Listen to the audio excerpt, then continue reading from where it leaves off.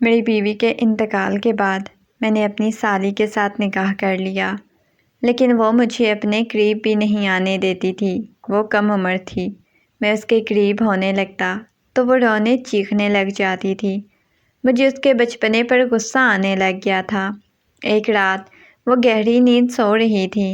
میں نے اسے بیڈ کے ساتھ باندھ دیا اور اس کے وجود پر چھپ کر رات بھر اپنی تمام شدتیں اس کے ننھے وجود پر۔ کافی دیر سے میں سوچے جا رہا تھا کہ میں کمرے میں کیسے جاؤں۔ سندس کے انتقال کے بعد میں نے سوچ لیا تھا کہ میں دوبارہ شادی نہیں کروں گا، لیکن مما نے زبردستی میری شادی میری سالی کے ساتھ کروا دی۔ دانیہ ابھی خود محض 17 سال کی لڑکی تھی اور میں اس کے ساتھ بالکل بھی شادی نہیں کرنا چاہتا تھا۔ میں نے ہمیشہ اسے اپنی چھوٹی بہنوں کی طرح سمجھا تھا۔ اب وہ دلہن کے روپ میں میرے کمرے میں بیٹھی ہوئی تھی۔ مجھے نہیں معلوم تھا کہ کمرے میں جا کر میں نے کس منہ کے ساتھ اس کا سامنا کرنا ہے۔ میں نے تو ہمیشہ اسے یہ کہا تھا کہ مجھے اپنا بڑا بھائی سمجھا کرو، اب وہی مجھے اپنا شوہر سمجھے گی۔ مجھے معلوم تھا کہ وہ تو مجھے بھائی سمجھتی ہے، اسے اپنی بیوی کیسے بولوں گا؟ میں تو بول لوں گا، لیکن وہ مجھے کیسے شوہر قبول کرے گی؟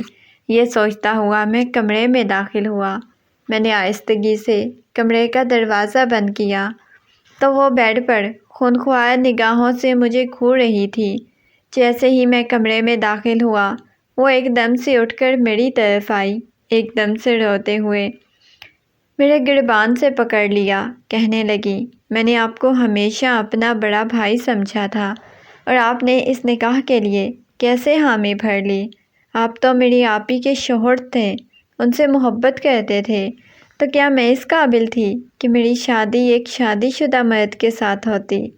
وہ روتے ہوئے مجھے بولے جا رہی تھی۔ وہ کہنے لگی، آپ عمر میں بھی مجھ سے اتنے بڑے ہیں، مجھے آپ کے ساتھ شادی نہیں کرنی تھی۔ وہ ہچکیوں کے ساتھ روئے جا رہی تھی۔ اس کا لمس اپنے وجود پر محسوس کر کے میں تو کسی اور ہی دنیا میں پہنچ چکا تھا۔ اس وقت مجھے سندس بالکل بھول چکی تھی۔ میں دانیہ کے چہرے کی طرف دیکھ رہا تھا، روئی روئی آنکھیں، مٹا مٹا سا میک اپ، اب وہ سیدھا میرے دل میں اتر رہی تھی۔ میں اس کے قریب ہونے لگا تو اس نے ایک دم سے مجھے پیچھے کر دیا، کہنے لگی، یہ کوشش مت کیجیے گا کہ میں آپ کے ساتھ کوئی تعلق قائم کروں گی یا آپ کی بیوی بن کے رہوں گی۔ میں نے آپ سے طلاق لے لینی ہے، کیونکہ مجھے آپ کے ساتھ نہیں رہنا۔ آپ میری آپی کے شوہر تھے، میری آپی آپ سے بہت زیادہ محبت کرتی تھی، آپ کبھی ان کی جگہ نہیں دے سکیں گے اور نہ ہی کبھی میں آپ کو شوہر کی جگہ دے سکوں گی۔ میں نے بھی سوچا ہوا تھا کہ میں اس کے ساتھ کوئی تعلق قائم نہیں کروں گا، نہ ہی اسے اپنی بیوی کی جگہ دوں گا، بلکہ اسے وقت آنے پہ چھوڑ دوں گا تاکہ وہ اپنی مرضی کی زندگی گزار سکے۔ لیکن اس وقت جس حال میں میرے سامنے جس طرح سے موجود تھی، سیدھا میرے دل میں اتر رہی تھی۔ پہلی دفعہ اس لڑکی کو دیکھ کر میرا دل اتنی شدت سے دھڑکا تھا۔ پہلی دفعہ مجھے احساس ہوا تھا کہ بہن تو صرف وہ ہوتی ہے جو سگی ہو، اس کے علاوہ کوئی بہن نہیں بن سکتی۔ میں بالکل بھی اسے اپنی بہن نہیں سمجھ رہا تھا، بلکہ میرے لیے اب وہ میری بیوی تھی۔ میرا اس کے ساتھ نکاح ہو چکا تھا، میں اس پر حق رکھتا تھا، میں بھلا کیسے اسے دور رہ سکتا تھا؟ میں آہستہ آہستہ اس کے قریب ہونے لگا، لیکن وہ مجھے خود سے دور کرنے لگی، کہنے لگی، خدا کے لیے مجھ سے دور رہیں، میں آپ کے ساتھ کوئی تعلق قائم نہیں کرنا چاہتی، ہم بہت جلد اس رشتے کو ختم کر دیں گے۔ میں نے کہا، میں نے بھی پہلے یہی سوچا ہوا تھا کہ ہمیں اس رشتے کو ختم کر دینا چاہیے، لیکن اب میرا ارادہ بدل چکا ہے، میں بالکل بھی اس رشتے کو ختم نہیں کرنا چاہتا۔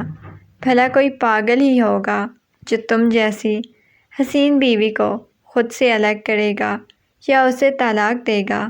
وہ کہنے لگی، خدا کے لیے ایسی باتیں مت کریں میرے ساتھ، میں آپ کو اپنا شوہر کبھی نہیں مان سکتی۔ میں نے کہا، مجھے موقع تو دو، میں ماننے پر مجبور کر دوں گا کہ میں تمہارا شوہر ہوں، تمہیں اس قدر محبت دوں گا، لیکن شاید اسے میری باتیں بری لگ رہی تھی۔ وہ خونخوار نگاہوں سے مجھے گھورے جا رہی تھی۔ اس کی آنکھوں سے آنسو بہنے لگے۔ میں جیسے ہی اس کے قریب ہونے لگا، وہ اس قدر چیخنے لگی کہ دروازے پر دستک ہونے لگی۔ مما کہنے لگی، بیٹا کیا ہوا ہے؟ سب ٹھیک تو ہے نا؟ میں نے ایک دم سے اس کے منہ پر ہاتھ رکھ دیا اور کہا، خدا کے لیے اپنی زبان بند کرو، یہاں تماشا مت لگاؤ، بیوی ہو تم میری۔ مما کے جانے کے بعد اس نے ایک دم سے گلدان نیچے پھینکا اور اس کا کانچ اپنی کلائی پر رکھ لیا۔ کہنے لگی، اگر آپ میرے قریب آنے کی کوشش کریں گے تو میں اپنی جان لے لوں گی۔ اس کی بات سن کر میں نے کہا، خدا کے لیے اس کانچ کو نیچے پھینکو، میں کچھ بھی نہیں کروں گا، میرا یقین کرو، میں تمہیں ہاتھ بھی نہیں لگاؤں گا۔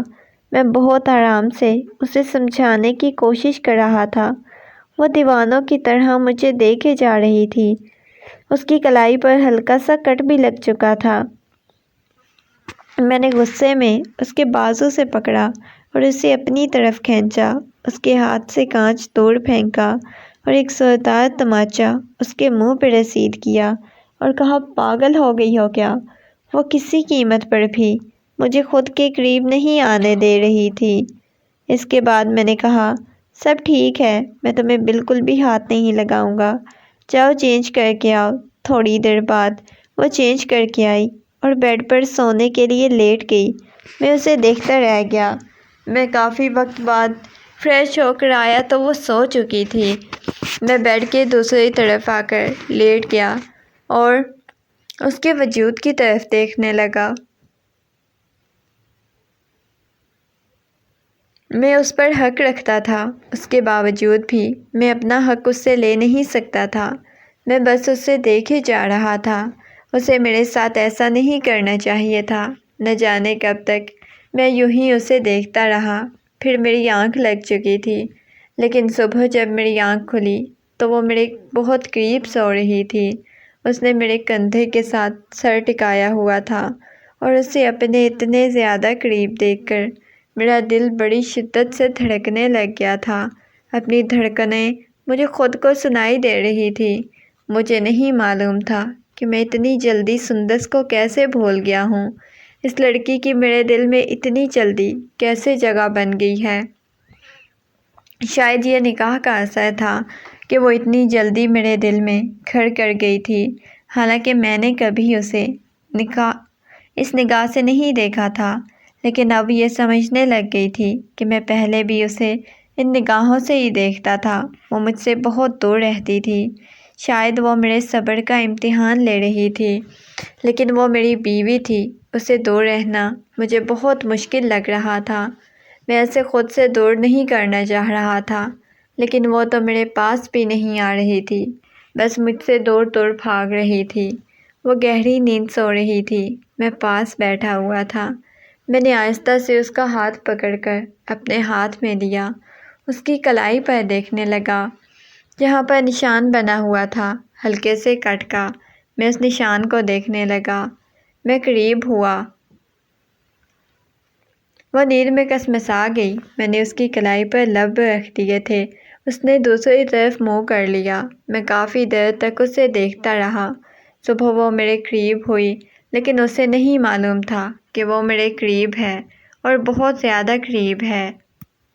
میں اسے خود سے دور کرنے کی کوشش کر رہا تھا۔ وہ میرے قریب آ کر بھی مجھ سے دور جاتی تھی۔ نہ جانے وہ چاہتی کیا تھی۔ میں بہت زیادہ بے چین ہو گیا۔ ان دونوں میں کچھ بھی ٹھیک نہیں کر پا رہا تھا۔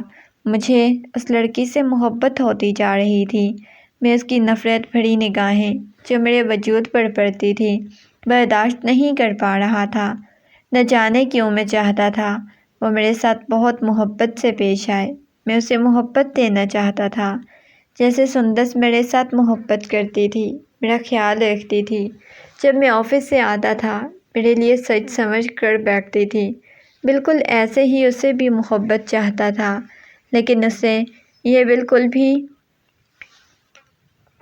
فکر نہیں تھی۔ نہ میرا انتظار کرتی تھی، نہ میرے ساتھ کھانا کھاتی تھی۔ ایک رات بہت زور سے بادل گرج رہے تھے۔